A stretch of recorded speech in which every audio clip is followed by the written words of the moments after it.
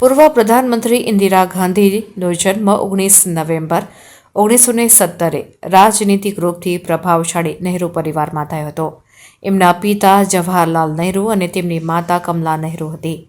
ઇન્દિરા ગાંધી વર્ષ 1966થી 1977 સુધી સતત 3 વખત ભારત ગણરાજ્યની પ્રધાનમંત્રી રહ્યા અને ત્યારબાદ ચોથી વખતમાં 1980થી લઈને 1984માં તેમની રાજનીતિક હત્યા સુધી ભારતના પ્રધાનમંત્રી રહ્યા હતા. ઇન્દિરા ગાંધી ભારતની પ્રથમ મહિલા પ્રધાનમંત્રી હતા. ઇન્દિરા ગાંધી 1966થી 1980 સુધી સતત 3 વખત દેશના પ્રધાનમંત્રી રહ્યા. ત્યારબાદ 1980થી લઈને 1984 સુધી ચોથી વખત પ્રધાનમંત્રી રહ્યા હતા. ત્યારે આજે પૂર્વ વડાપ્રધાન એવા સ્વર્ગસ્થ ઇન્દિરા ગાંધીના જન્મજયંતિ નિમિત્તે તેમને પુષ્પાંજલિ અર્પણ કરી વડોદરા શહેર કોંગ્રેસ સમિતિના પ્રમુખ ઋત્વિક જોશીએ જણાવ્યું કે હંમેશને માટે તેમની યાદોને ભૂલી શકાય તેમ નથી. આઝાદીની લડાઈથી લઈ સ્વતંત્રતા સુધી ઇન્દિરાજીનું આ દેશમાં મહત્વનું યોગદાન રહેલું છે. 16 વર્ષ સુધી ભારત દેશના પ્રધાનમંત્રી રહ્યા અને આ દેશની અંદર સામાજિક, આર્થિક અને રાજનીતિમાં તેમણે ઉન્નતિનું કાર્ય કરેલું. પાકિસ્તાન જેવા દેશને વિભાજિત કરી ભારત દેશના સહયોગથી બાંગ્લાદેશને નવો બનાવવાનું કાર્ય કર્યું અને સમગ્ર વિશ્વમાં એક લોખંડી મહિલા તરીકે તેમનું નામ ફલિત થયું. ત્યારે રાષ્ટ્રના પ્રથમ મહિલા વડાપ્રધાન ઇન્દિરા ગાંધીજીની જન્મજયંતિ નિમિત્તે વડોદરા શહેર કોંગ્રેસ સમિતિ દ્વારા કોંગ્રેસ કાર્યાલય ખાતે પુષ્પાંજલિ અર્પણ કરવામાં આવી હતી.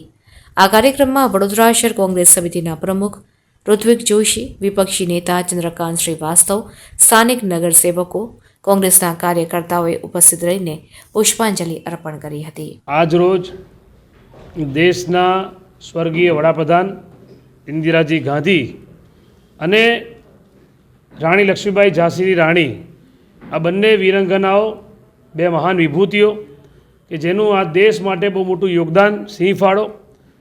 1857ના વિપ્લવમાં રાણી ઝાંસીની રાણી લક્ષ્મીબાઈએ કે જેમના માટે કહેવાય કે ખૂબ લડી મર્દાની વો તો ઝાંસી વાલી રાણી થી, અને જેમણે અંગ્રેજોને કીધેલું કે મેં મેરી ઝાંસી નહીં દૂંગી, અને અંગ્રેજોને જેમને ધૂળ ચટાડી, જેમને એમનું શૌર્ય રણભૂમિએ બતાવ્યું, એવી રાણી લક્ષ્મીબાઈની આજે જન્મજયંતિ.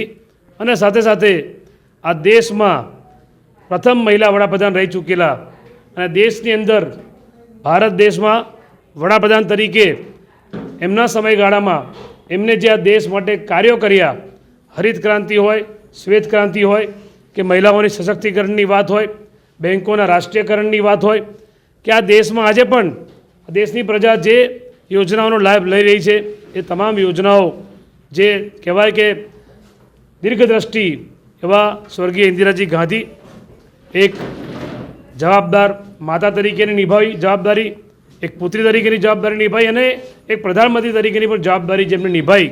ત્યારે આજે આ બંને મહાન વીરાંગનાઓની જન્મજયંતિ નિમિત્તે વડોદરા શહેર કોંગ્રેસ દ્વારા આજે એમને નમન કરવામાં આવે છે, યાદ કરવામાં આવે છે.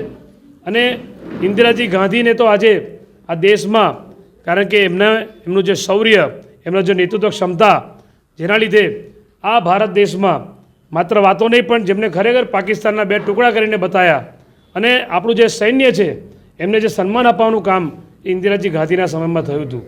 ત્યારે આવા ઘણા બધા કાર્યો એમને કર્યા. આજે એમની જન્મજયંતિ નિમિત્તે એમને નમન કરીએ, યાદ કરીએ છીએ અને કોંગ્રેસ પરિવાર દ્વારા કોંગ્રેસ કાર્યાલય ખાતે અહીંયા પુષ્પાંજલિનો કાર્યક્રમ રાખવામાં આવ્યો હતો.